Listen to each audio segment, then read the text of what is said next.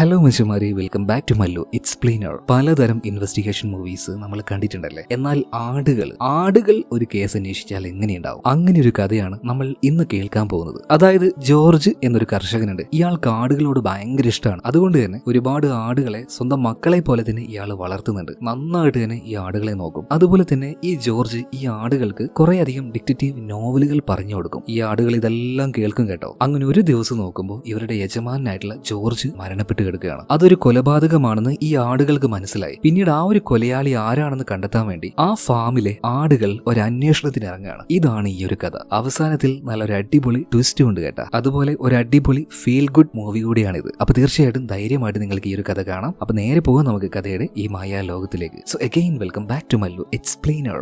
സിനിമയുടെ ആരംഭത്തിൽ തന്നെ കാണിക്കുന്നത് ഇംഗ്ലണ്ടിലെ വളരെ ശാന്തമായ ഒരു ഗ്രാമപ്രദേശമാണ്. കാണാൻ നല്ല ഭംഗിയുള്ള ഒരു സ്ഥലമാണിത്. അപ്പൊ ആ ഒരു ഗ്രാമത്തിൽ നിന്നെല്ലാം കുറച്ച് അകലെ വിട്ടുമാറിയിട്ട് ഒരു ഫാം ഉണ്ട്. ഒരു വലിയ പുൽമേടല്ല, നല്ല ഭംഗിയുള്ള ഒരു ഫാമാണത്. ഒരുപാട് ആടുകളും അവിടെയുണ്ട്. അതിന്റെ ഓണർ ജോർജ് എന്ന പേരുള്ള ഒരു കർഷകനാണ്. ഈ ആടുകളുടെ ഫാം ഉണ്ടല്ലോ, അതിനരികിലായിട്ട് തന്നെ ചെറിയൊരു വീട് വെച്ച് ഇവിടെയാണ് ജോർജിന്റെ താമസം. കൂടെ ആരുമില്ല, ഒറ്റയ്ക്കാണ്. അവനും അവന്റെ ഈ ആടുകളുമാണ് അവന്റെ ഈ ലൈഫ് എന്ന് തന്നെ പറയുന്നത്. ബാക്കിയുള്ള ആളുകളുമായിട്ട് ഇടപഴകുന്നതൊന്നും ജോർജിന് അത്ര വലിയ ഇഷ്ടമുള്ള കാര്യമൊന്നുമില്ല. അതുകൊണ്ട് തന്നെ എല്ലാ സമയത്തും ഈ ആടുകളുടെ കൂടെ തന്നെയാണ് ജോർജ് ഉണ്ടാവാറ്. അതുകൊണ്ട് തന്നെ ഈ ജോർജിന്റെ ലൈഫിൽ ചില പ്രശ്നങ്ങളുണ്ടോ എന്ന് ചോദിച്ചാൽ പുറമേ നിന്ന് നോക്കുമ്പോൾ നമുക്കത് പ്രശ്നമായിട്ട് തോന്നും. എന്നാൽ ജോർജ് അതിനെ നല്ല രീതിയിൽ തന്നെ ഹാൻഡിൽ ചെയ്തു. അതായത് ജോർജിന് 2 കുട്ടികളുണ്ട്. ഒരാളുടെ പേര് പീറ്റർ, അതുപോലെ തന്നെ രണ്ടാമത്തെ ആളുടെ പേര് റബേക്ക. അപ്പൊ കുഞ്ഞുങ്ങൾക്ക് ചെറിയ പ്രായമുള്ളപ്പോൾ തന്നെ അവരുടെ അമ്മ മരിച്ചുപോയി. ഇവിടെ ഒരു ഫാമിൽ ആ ഒരു കുഞ്ഞുങ്ങൾ വളർന്നാൽ അവരുടെ ഭാവിക്ക് അത് നല്ലതായിരിക്കില്ല എന്ന് കരുതിയിട്ട് ജോർജ് 2 കുട്ടികളെയും വളർത്താനായിട്ട് വേറെ ഫാമിലിക്ക് കൊടുക്കുകയാണ്. എന്ന് കരുതി 2 മക്കളെയും ജോർജ് മറന്നിട്ടൊന്നുമില്ല കേട്ടോ. പരമാവധി പറ്റുന്ന സമയത്തെല്ലാം അവർക്ക് വിശേഷങ്ങൾ പറഞ്ഞുകൊണ്ട് കത്തയക്കും. പ്രധാനമായിട്ടും ഇവിടെയുള്ള ആടുകളുടെ വിശേഷങ്ങളാണ് പറയാ. ഇവിടെയുള്ള ഓരോ ആടിനും വ്യത്യസ്തമായ സ്വഭാവമാണ്, വ്യത്യസ്തമായ പേരുകളാണ്. അപ്പൊ അവന്മാരി ഇടയ്ക്ക് ഓരോ കുരുത്തക്കേട് ഒപ്പിക്കും, ഓരോ തമാശകൾ ഒപ്പിക്കും. അപ്പൊ ഈ വിശേഷങ്ങളൊക്കെ മക്കൾക്ക് എഴുതി അറിയിക്കും കേട്ടോ. മക്കളുമായിട്ടുള്ള ജോർജിന്റെ ബന്ധം എന്ന് പറയുന്നത് ഈ കത്തുകൾ മാത്രമാണ്. ഇനി നമുക്ക് ജോർജിന്റെ ഫാമിലി ഓരോ ആടുകളെയായിട്ടും പരിചയപ്പെടാൻ തുടങ്ങാം. എല്ലാ ആടുകളെയും പരിചയപ്പെടാൻ പറ്റില്ല, കുറെ എണ്ണം ഉണ്ട്. എന്നാലും അതിലെ ചില പ്രധാനപ്പെട്ട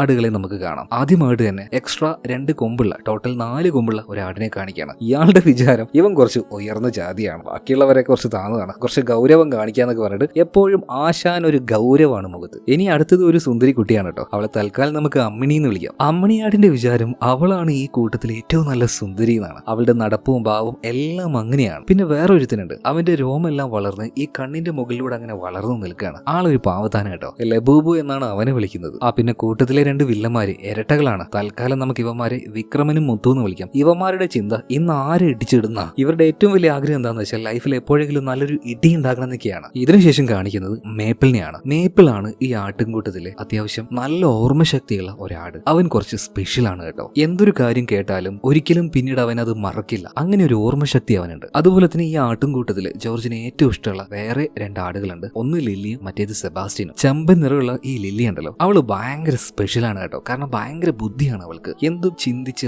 ആലോചിച്ച് ഉത്തരം കണ്ടുപിടിക്കാനുള്ള ഒരു ശേഷി അവൾക്ക്. അതുപോലെ തന്നെ സെബാസ്റ്റ്യൻ ആളൊരു ഇച്ചിരി മൊരടനാണ്. ബാക്കിയുള്ളവരുടെ കൂട്ടത്തിൽ അങ്ങനെ കൂടുകയൊന്നുമില്ല. എപ്പോഴും ഏതെങ്കിലും മലയുടെ മുകളിൽ പോയിട്ട് ഒറ്റയ്ക്ക് അങ്ങനെ നിൽക്കും. അവനെ കുറിച്ച് പറയുകയാണെങ്കിൽ ഒരു ഡാർക്ക് ക്യാരക്ടറാണ് അവൻ. അത് അവന്റെ ആ ഒരു നിറം വെച്ചല്ല പറഞ്ഞത്. അവന്റെ പാസ്റ്റ് ലൈഫിൽ സംഭവിച്ച ചില കാര്യങ്ങളൊക്കെ അവന്റെ സ്വഭാവത്തെ ഇങ്ങനെ ആക്കിയതാണ്. അതായത് ഇവൻ ജനിച്ച സമയത്ത് ഇവന്റെ നിറം കാരണം ബാക്കിയുള്ള ആടുകളൊന്നും അവനെ അടുപ്പിക്കില്ലായിരുന്നു. അങ്ങനെ ഒറ്റപ്പെടലിലൂടെ വളർന്ന ഈ സെബാസ്റ്റ്യൻ പിന്നീട് ഒരു സമയത്ത് കൂട്ടത്തിൽ നിന്നും ഒറ്റപ്പെട്ട് ചില നായ്ക്കൾക്കിടയിൽ പെട്ടുപോയി. വളരെ ക്രൂരമായിട്ട് തന്നെ ചെറിയ പ്രായത്തിൽ ആ നായ്ക്കളുടെ കടി അവനേറ്റു. ആ വേദന അവൻ അനുഭവിച്ചു. ആ സമയത്താണ് ജോർജ് അവനെ കണ്ടെത്തിയതും അവനെ രക്ഷപ്പെടുത്തി ഇങ്ങോട്ടേക്ക് കൊണ്ടുവന്നതും. പക്ഷേ ഇതിനെല്ലാത്തിനും ശേഷം ഈ സെബാസ്റ്റ്യന്റെ ക്യാരക്ടർ വളരെയധികം ഡാർക്കാണ്. അവൻ ആരെയും വിശ്വസിക്കില്ല, ആരോടും അടുക്കില്ല, ഒറ്റയ്ക്കിരിക്കാനാണ് അവന് ഏറ്റവും ഇഷ്ടം. മരണം, വേദന, ജീവിതത്തിലെ റിയാലിറ്റി, ഇതിനെക്കുറിച്ച് നല്ല ബോധ്യമുള്ള ആളാണ് സെബാസ്റ്റ്യൻ. കാരണം ചെറിയ പ്രായത്തിലെ അവൻ നല്ല രീതിയിൽ അതൊക്കെ അനുഭവിച്ചതാണ്. എന്തായാലും ഈ ആടുകളുടെ കൂട്ടത്തിൽ എന്റെ ഏറ്റവും ഫേവറേറ്റ് ആയിട്ടുള്ള ആള് ഈ സെബാസ്റ്റ്യൻ തന്നെയാണ്. നിങ്ങളുടെ ഫേവറേറ്റ് ആരാണെന്ന് നിങ്ങൾ കമന്റ് ബോക്സിൽ പറയണം. ഒരു കാര്യം ഉറപ്പാണ്, കൂടുതൽ ആൾക്കാർ ഇഷ്ടപ്പെടുക സെബാസ്റ്റ്യനെ തന്നെയായിരിക്കും. കാരണം ആശാനെ കുറച്ച് ഹീറോയിക് ആയിട്ടുള്ള സീനൊക്കെ ഈ സിനിമയിൽ കൊടുക്കുന്നുണ്ട് കേട്ടാ. ഇനി നമ്മുടെ ജോർജിന്റെ പ്രധാന ഹോബി എന്താ നോക്കുകയാണെങ്കിൽ അവന് ഈ ഡിറ്റക്റ്റീവ് നോവലൊക്കെ ഭയങ്കര ഇഷ്ടമാണ്. അപ്പൊ ഇതെല്ലാം വായിച്ച് ഈ ആടുകളുടെ മുന്നിൽ പോയിട്ട് ആ കഥ അവറ്റകൾക്ക് പറഞ്ഞു കൊടുക്കും. എന്നാൽ അവസാനം ആ ഒരു കില്ലർ ആരാണെന്ന് ഇത് പറഞ്ഞു കൊടുക്കില്ല, അത് അവരോട് തന്നെ കണ്ടുപിടിക്കാൻ വേണ്ടി പറയാട്ടോ. എന്നാൽ എല്ലാ ആടുകളും പകുതിയാകുമ്പോഴേക്കും ഏകദേശം ഉറങ്ങിപ്പോയിട്ടുണ്ടാവും. ആ കഥ മുഴുവനായിട്ട് ഇരുന്ന് കേൾക്കുക നമ്മുടെ ലില്ലി മാത്രമായിരിക്കും. അതുപോലെ തന്നെ ലില്ലി ചില ആൾക്കാരുടെ പേരുകൾ ഗസ് ചെയ്യും, അത് കറക്റ്റ് ആയിരിക്കും ചെയ്യാട്ടോ. അതായത് ഈ ആടുകളുമായിട്ട് കമ്മ്യൂണിക്കേറ്റ് ചെയ്യാൻ ഒരു പ്രത്യേക ശൈലി നമ്മുടെ ജോർജിന് അറിയാം. അതുകൊണ്ട് തന്നെ ജോർജ് പലപ്പോഴും പറയും ആ കൂട്ടത്തിൽ ഏറ്റവും ഇന്റലിജന്റ് ആയിട്ടുള്ള ആട് അത് ലില്ലി തന്നെയാണ്. പിന്നീട് ജോർജ് കഥയെല്ലാം പറഞ്ഞു കഴിഞ്ഞ് ഇവിടുന്ന് പോയി കഴിഞ്ഞതിന് ശേഷമാണ് കലാപരിപാടി തുടങ്ങുക. ഈ ആടുകൾ മുഴുവൻ അങ്ങോട്ടും ഇങ്ങോട്ട് തർക്കിക്കാൻ തുടങ്ങും.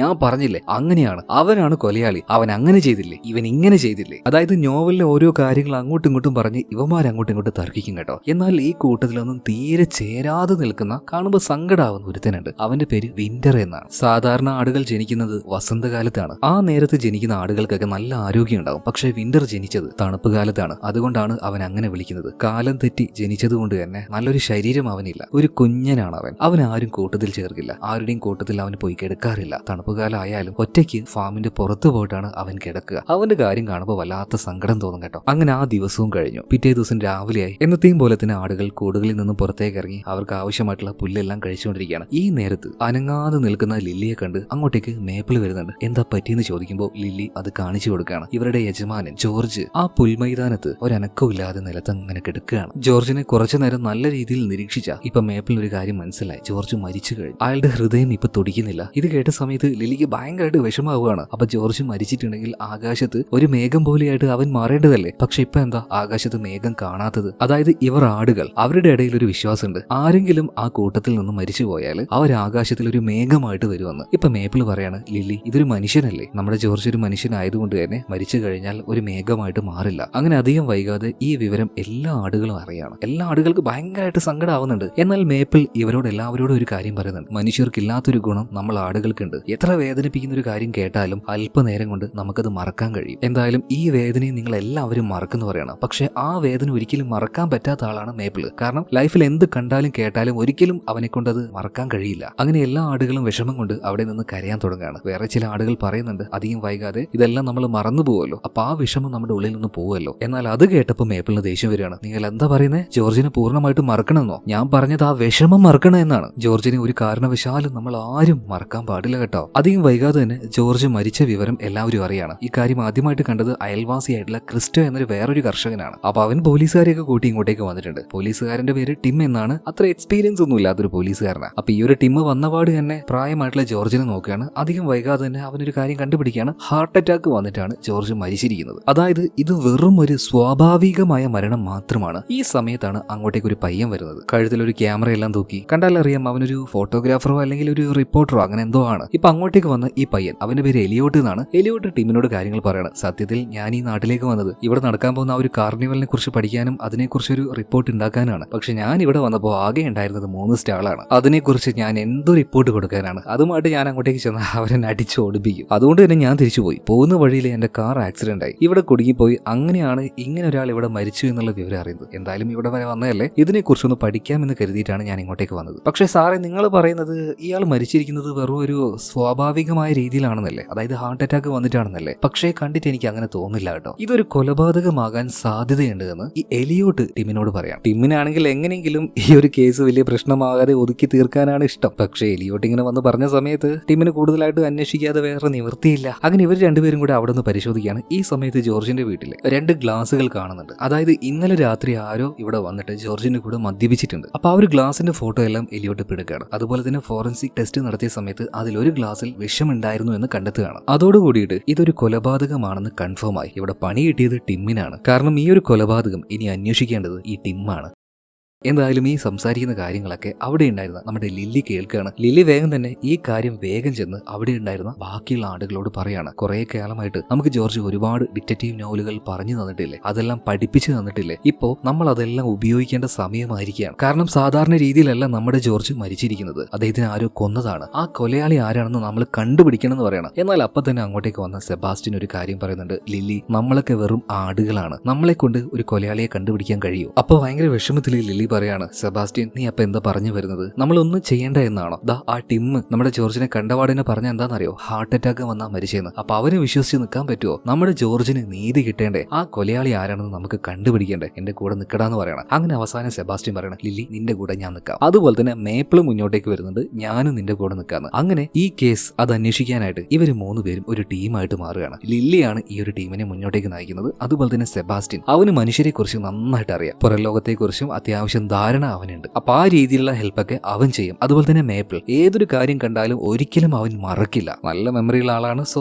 അവനെയും ഉപകാരപ്പെടും. അങ്ങനെ ഇവര് ഈ പുൽമൈതാനം വിട്ട് പുറത്തേക്ക് ഇറങ്ങുകയാണ്. ആ സമയത്ത് അവിടെ ഒരു റോഡ് കാണുന്നുണ്ട് കേട്ടോ. ഇതുപോലെയുള്ള റോഡുകളിലൂടെ ഒരുപാട് തവണ സെബാസ്റ്റ്യൻ പോയിട്ടുണ്ടെങ്കിലും മേപ്പിളും ലില്ലിയും ആദ്യമായിട്ടാണ് പുൽമൈതാനത്ത് നിന്ന് നേരെ പുറത്തേക്ക് ഇറങ്ങാൻ വരുന്നത്. ഈ റോഡ് കണ്ടപ്പോൾ അതിൽ ചവിട്ടാൻ ഇവർക്ക് പേടിയാവുകയാണ്. ആദ്യമായിട്ടാണ് ഇങ്ങനെയൊരു സ്ഥലം അവർ കാണുന്നത് തന്നെ. അപ്പൊ സെബാസ്റ്റ്യൻ പറയാണ്, പേടിക്കൊന്നും വേണ്ട, അതിൽ ചവിട്ടിക്കോ, ഒരു കുഴപ്പമില്ലാന്ന്. എന്നാൽ ഈ ലില്ലിയും മേപ്പിളും അങ്ങോട്ടും ഇങ്ങോട്ടും മുഖത്തോട് മുഖം നോക്കി നിൽക്കണം.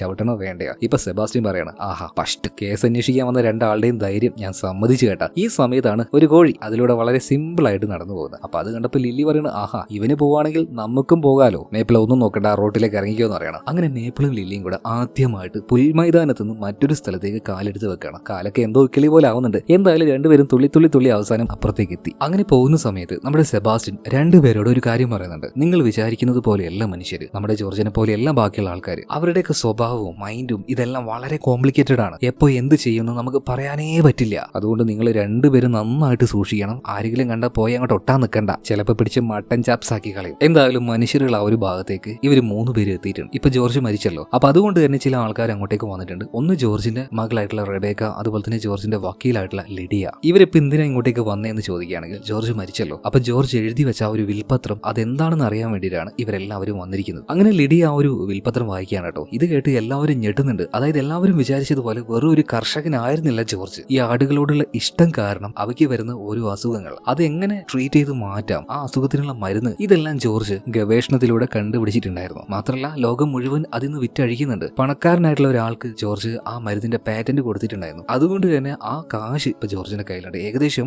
100 കോടിയോളാണ് ജോർജിന്റെ ആസ്തി എന്ന് പറയുന്നത്. ഇതെല്ലാം കേട്ട് എല്ലാവരും ഞെട്ടിപ്പോകുന്നുണ്ട് കേട്ടോ. ആർക്കും ഇതൊന്നും അറിയില്ലായിരുന്നു. അവൻ വെറും ഒരു സാധാരണ കർഷകനാണ് എന്നാണ് എല്ലാവരും വിചാരിച്ചിരുന്നത്. ഇതെല്ലാം കേട്ട് ആ വീടിന്റെ ജനലിന്റെ അരികിൽ തന്നെ ആര് നിൽക്കുന്നുണ്ട്? നമ്മുടെ സെബാസ്റ്റ്യനും അതുപോലെ തന്നെ ലില്ലിയും നിൽക്കുന്നുണ്ട്. അപ്പൊ ലില്ലി സെബാസ്റ്റ്യനോട് പറയുന്നുണ്ട്, ഓഹ് നമ്മുടെ യജമാനൻ ജോർജ് ഇത്ര വലിയ പണക്കാരനായിരുന്നോ? എന്നാൽ ഇത്ര സിമ്പിൾ ആയിട്ടല്ലേ ആ മനുഷ്യൻ ജീവിച്ചത്? അതുപോലെ തന്നെ ജോർജിന്റെ വിൽപത്രത്തിൽ അദ്ദേഹത്തിന്റെ സ്വത്തുക്കൾ കറക്റ്റ് 2 ആയിട്ടാണ് ഭാഗിച്ചിരിക്കുന്നത്. ഒന്ന് മകളായിട്ടുള്ള റെബേക്കയ്ക്കും അതുപോലെ തന്നെ സൗത്ത് ആഫ്രിക്കയിലുള്ള മകനായിട്ടുള്ള പീറ്ററിനുമാണ്. എന്നാൽ ഈ അടുത്ത് ആ ഒരു വിൽപത്രത്തിൽ തിരുത്തു വന്നിട്ടുണ്ട്. മാത്രമല്ല ഫുൾ ആയിട്ടുള്ള ആ സ്വത്തും അതുപോലെ തന്നെ ആ ഒരു ഫാമും ഇതെല്ലാം റബേക്കയുടെ പേരിലേക്ക് മാത്രമായിട്ട് മാറ്റിയിരിക്കുകയാണ്. ഇതോടുകൂടിയിട്ട് എല്ലാവരും ഇപ്പൊ റബേക്കയെ സംശയിക്കുകയാണ്. സ്വത്തിന് വേണ്ടി ഇനി ഇവളായിരിക്കുമോ അച്ഛനെ കൊന്നിട്ടുണ്ടാവുക? എന്നാൽ റബേക്ക ഇങ്ങോട്ടേക്ക് വന്നിട്ടേ ഇല്ല എന്നാണ് അവൾ പറയുന്നത്. പക്ഷെ എല്ലാവർക്കും ചെറിയൊരു സംശയം അവളുടെ മേലെ വന്നിട്ടുണ്ട് കേട്ടോ. ഇപ്പൊ ഇവരുടെ കൂട്ടത്തിൽ എലിയോട്ട് എന്ന് പറഞ്ഞ ആ റിപ്പോർട്ടറുണ്ട്. ഇവൻ ഓരോ കാര്യങ്ങളും കറക്റ്റ് ആയിട്ട് തന്നെ ഒബ്സർവ് ചെയ്യുന്നുണ്ട്. അതായത് ഇത് വെറും ഒരു സ്വാഭാവിക മരണമായിട്ട് തീരേണ്ടതായിരുന്നു. എലിയോട്ട് വന്ന് പറഞ്ഞതുകൊണ്ട് മാത്രമാണ് ഇതൊരു കൊലപാതകമാണെന്ന് അറിഞ്ഞതും ഇതുപോലെ കേസ് അന്വേഷണം ഇപ്പൊ നടക്കുന്നത്. എന്തായാലും ഇവിടെ ഈ സംസാരിക്കുന്ന കാര്യങ്ങളൊക്കെ നമ്മൾ ആടുകൾ, അതായത് ലില്ലിയും സെബാസ്റ്റ്യനും മേപ്പിളൊക്കെ കേൾക്കുന്നുണ്ട്. സോ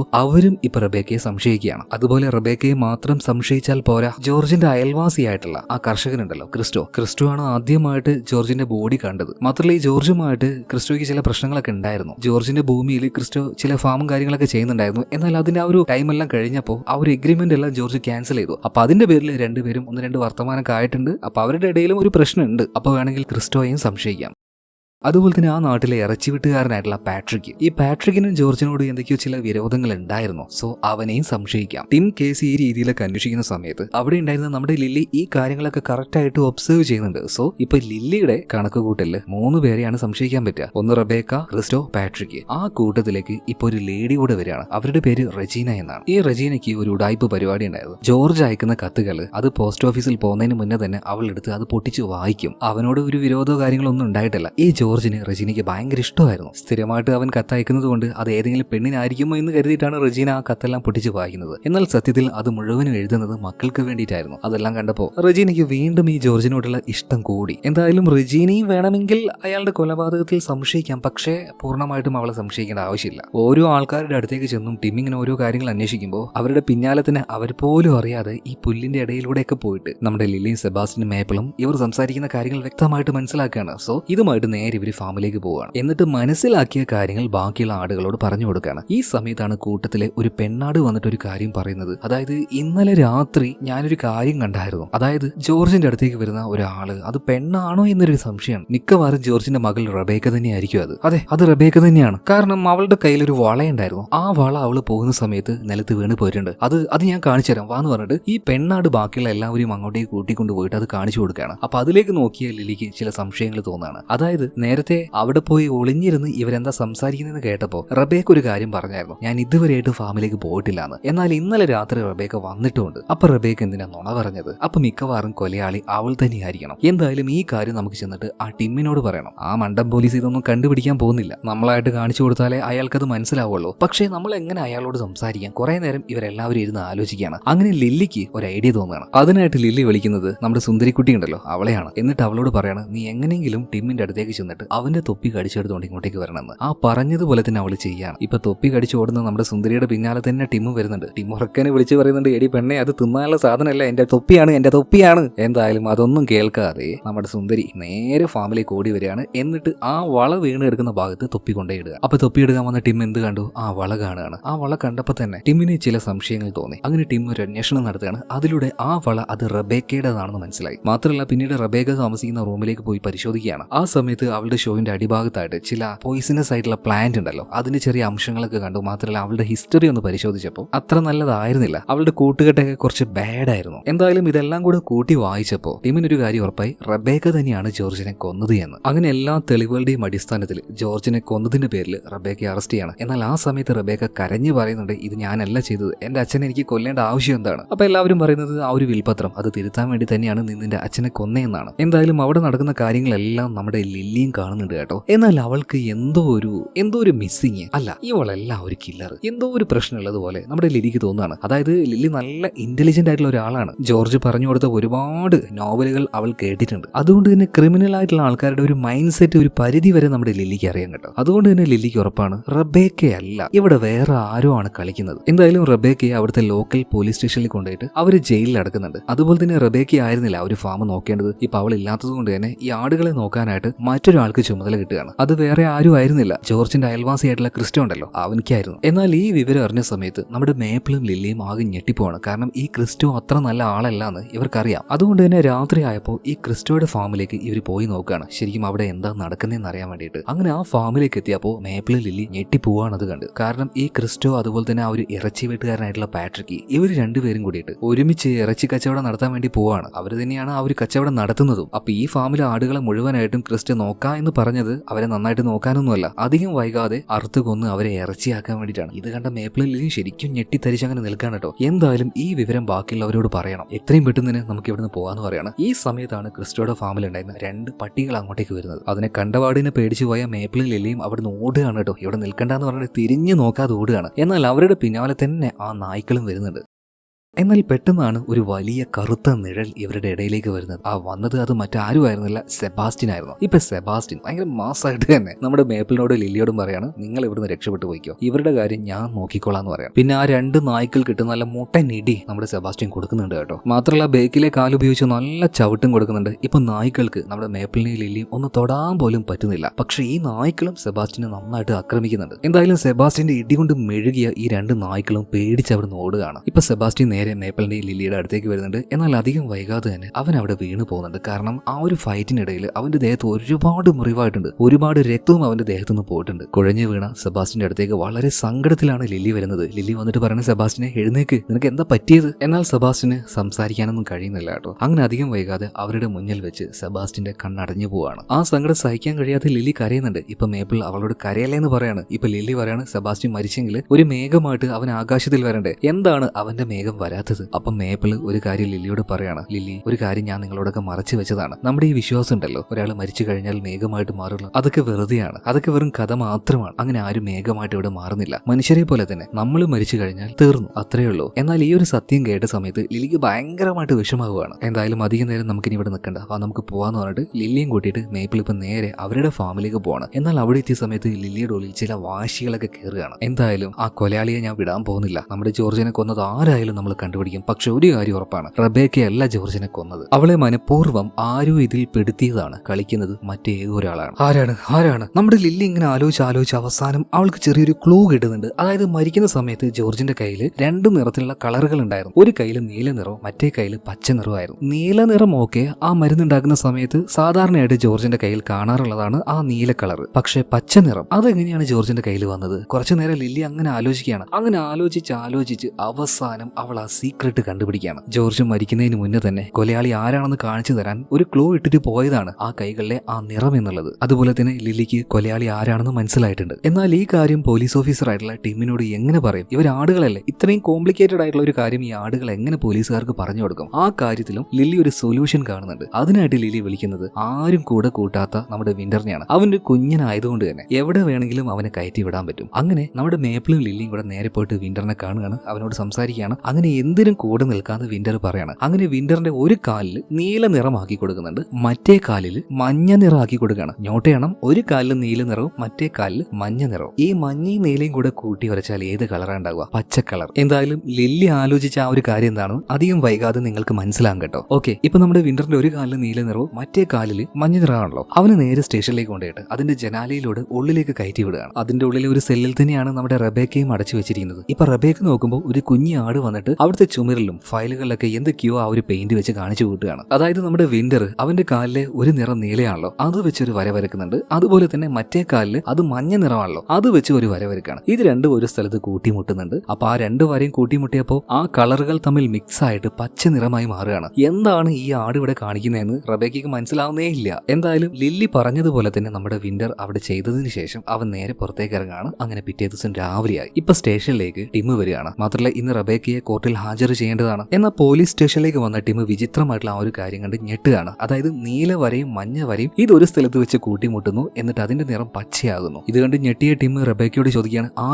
ആരാണ് ഇത് ചെയ്തത്? ഇപ്പൊ റബേക്ക പറയാണ്, ഞാൻ പറഞ്ഞ എന്തായാലും നിങ്ങൾ അത് വിശ്വസിക്കാൻ പോകുന്നില്ല, എന്നാലും ഞാൻ പറയാം, ആ ആടുകൾ ഐറ്റങ്ങളാണ് വന്നിട്ട് ഇങ്ങനെ ചെയ്തത്. ആദ്യം റബേക്ക ഈ ഒരു കാര്യം പറഞ്ഞപ്പോൾ ടിമ്മിന് വിശ്വസിക്കാൻ പറ്റിയില്ല. എന്നാൽ ടിമ്മിനും ഒരു അനുഭവം ഉണ്ടല്ലോ, റബേക്കയാണ് കൊലയാളി എന്ന് എങ്ങനെയാണ് ടിമ്മിന് മനസ്സിലായത്? കാരണം ആ ആടുകൾ കാണിച്ചു കൊടുത്ത വളയിലൂടെയാണ്. അതുപോലെ തന്നെ ഈ ആടുകൾ ഇങ്ങനെ ചെയ്തിട്ടുണ്ടെങ്കിൽ ഇതിന്റെ പിന്നിൽ എന്തെങ്കിലും ഒരു കാരണം ഉണ്ടാവുമെന്ന് ടിമ്മിന് മനസ്സിലായി. നമ്മൾ വിചാരിച്ചതുപോലെ അത്ര മണ്ടനൊന്നും അല്ല ടിം. എന്തായാലും ടിം ആ കളറിനെ കുറിച്ചും അത് കൂട്ടി യോജിപ്പിച്ചപ്പോഴുണ്ടായ ആ പച്ച നിറത്തെക്കുറിച്ചും നന്നായിട്ട് തന്നെ ആലോചിക്കുകയാണ്. പക്ഷെ ഒരു ഉത്തരം കിട്ടുന്നില്ല. അപ്പോഴേക്കും സമയമായി. ഈ ലോക്കൽ പോലീസ് സ്റ്റേഷനിൽ നിന്നും റബേക്കയെ കൊണ്ടുപോകാനായിട്ട് വേറെ ഓഫീസർമാർ വന്നിട്ടുണ്ട്. അപ്പൊ റബേക്കയെ അവർക്ക് കൈമാറുന്നതിന് മുന്നേ ആയിട്ട് സൈൻ ചെയ്ത് കൊടുക്കണം പേപ്പറിൽ. അപ്പൊ അതിലേക്ക് സൈൻ ചെയ്യാൻ നിൽക്കുന്ന സമയത്ത് പെട്ടെന്ന് തന്നെ ടീമിന് കാര്യം കത്തുകയാണ്. എന്താണ് ആ ആടുകൾ പറയാൻ ഉദ്ദേശിച്ചത്? പെട്ടെന്ന് തന്നെ റബേക്കയെ കൂട്ടിക്കൊണ്ടുപോകാൻ വന്ന ആ ഓഫീസേഴ്സിനോട് പറയാണ്, ഇവളല്ല, റബേക്കയല്ല കൊലയാളി ആരാണെന്ന് ഞാൻ കണ്ടുപിടിച്ചു.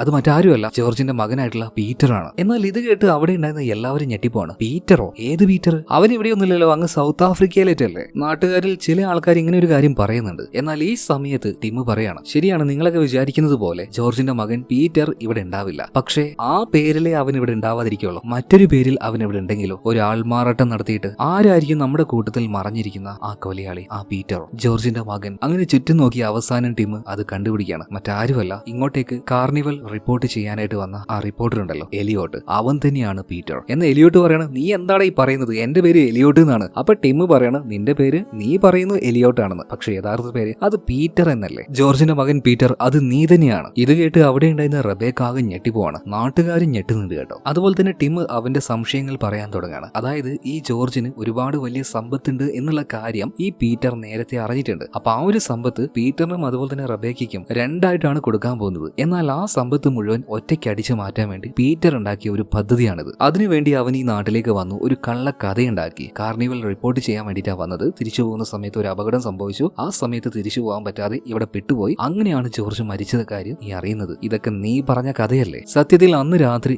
ജോർജിനെ കാണാൻ വേണ്ടി നീ ജോർജിന്റെ അടുത്തേക്ക് പോയിട്ടുണ്ട്. കുറെ നാളുകൾക്ക് ശേഷം നീ നിന്റെ അച്ഛനെ അന്ന് കണ്ടു. അച്ഛനുമായിട്ട് നല്ല രീതിയിൽ തന്നെ അന്ന് രാത്രി ടൈം സ്പെൻഡ് ചെയ്തു. പിന്നീട് നിന്റെ അച്ഛൻ പോലും അറിയാതെ അദ്ദേഹം കഴിച്ച മദ്യത്തിൽ നീ വിഷം ചേർത്തു. അത് കഴിച്ചാണ് നിന്റെ അച്ഛൻ മരണപ്പെട്ടത്. അതുപോലെ തന്നെ റബേക്കയെ പെടുത്താൻ വേണ്ടി അവളുടെ വള മനഃപൂർവ്വം നീ അവിടെ ആ ഫാമിൽ കൊണ്ടുപോയിട്ടു. അതുപോലെ തന്നെ അവളുടെ ബോട്ടിന്റെ അടിയിലും ആ ചെടിയുടെ അവശിഷ്ടങ്ങൾ വെച്ചത് നീ തന്നെയാണ്. മാത്രമല്ല ആ ഒരു വിൽപത്രം തിരുത്തി സ്വത്ത് മുഴുവൻ റബേക്കയുടെ പേരിലേക്ക് ആക്കിയത് നീ തന്നെയാണ്. കാരണം എല്ലാവരും അപ്പോൾ റബേക്കയെ സംശയിക്കുമല്ലോ. റബേക്ക ജയിലിലായി കഴിഞ്ഞാൽ പിന്നീട് സ്വത്ത് മുഴുവൻ നിനക്ക് കിട്ടുമല്ലോ. ഇതായിരുന്നല്ലേ നിന്റെ മാസ്റ്റർ പ്ലാൻ? എന്നാൽ നിന്റെ അച്ഛൻ ജോർജിന്റെ ബുദ്ധിയുടെ മുന്നിൽ നീ തോറ്റുപോയടാ. അയാൾ മരിക്കുന്നതിന് മുന്നേ തന്നെ ഒരു ക്ലൂ വെച്ചിട്ടാണ് പോയത്. അയാളുടെ രണ്ട് കൈയിലും നീല നിറാക്കിയായിരുന്നു. അതുപോലെ തന്നെ ആ വിഷം കഴിച്ചപാട് തന്നെ ജോർജ് മരണപ്പെട്ടില്ല. രക്ഷപ്പെടാനുള്ള വെപ്രാളത്തിൽ അയാൾ നിന്റെ മുടിയിൽ കയറി പിടിച്ചില്ലേ, നിന്റെ മഞ്ഞ മുടിയിൽ. അപ്പോഴാണ് വലത്തെ കൈയിലുണ്ടായിരുന്ന നീല നിറം പച്ചയായി മാറിയത്. എങ്ങനെയാണെന്നല്ലേ? കാരണം നീ നിന്റെ കറുത്ത മുടിയിൽ നീ ആരാണെന്ന് അറിയാതിരിക്കാൻ മഞ്ഞ ഡൈ അടിച്ചിട്ടുണ്ടായിരുന്നു. എന്ന് ജോർജ് അയാളുടെ അവസാന നിമിഷത്തിൽ നിന്റെ തലമുടിയിൽ പിടിക്കാൻ ശ്രമിച്ചു. അപ്പൊ അയാളുടെ വലത്തെ കൈയിലുണ്ടായിരുന്ന